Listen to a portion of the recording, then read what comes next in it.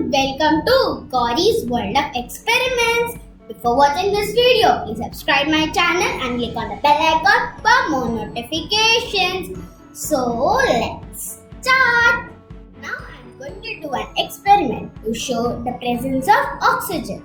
So for this experiment, we need glass, candle and the matchbox.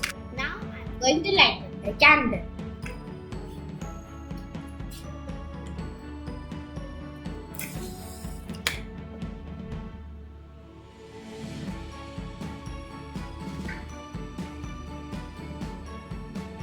Now I'm going to cover it with a glass.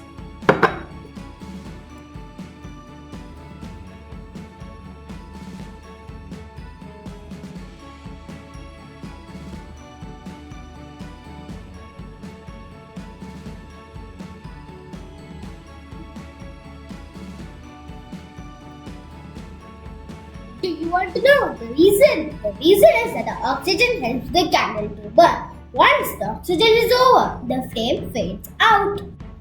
Hope you like this video. Please like, share and subscribe my channel and click on the bell icon for more notifications. Bye bye.